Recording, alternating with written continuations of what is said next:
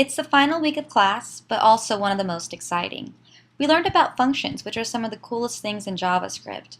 You see, functions make coding easier, plain and simple, and as I'm sure most programmers from students to expert level would agree, easier coding is a lot nicer to work with. As always, it's easiest to explain this in real-world terms.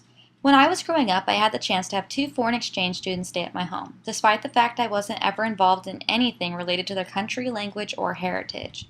When they first came home with me, we had to explain how things were done step by step, basically setting up the functions.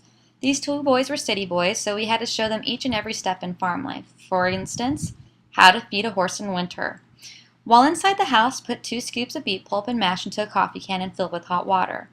Carry the can with you to the barn and get 2 flakes of hay from the bale and give it to the horse by putting it into the feeders.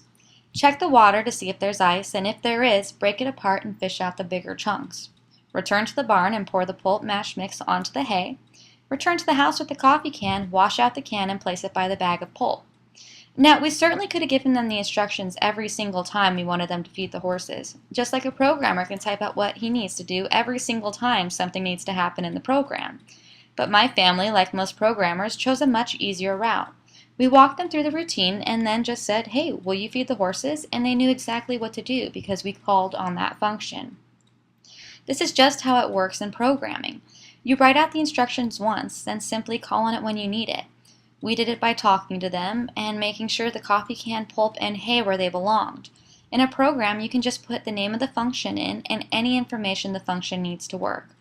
Figuring out the scope of a function and how to navigate around it was one of the more difficult tasks this week.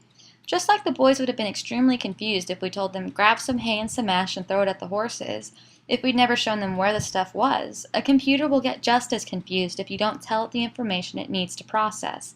While having strangers running around in confusion in your home could be entertaining to some people, it isn't nearly as much fun if you have a program designed to only let it logged-in users post to a forum, for example. If the computer insists that nobody is logged in because you forgot to let it know to check the name entered by the user in your function against the databases of usernames.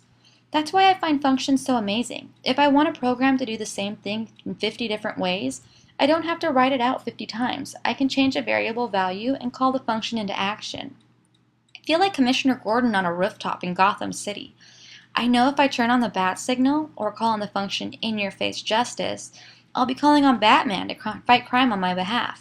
It might be a little less exciting when I'm writing a program to calculate my taxes, but I still feel kind of awesome nonetheless.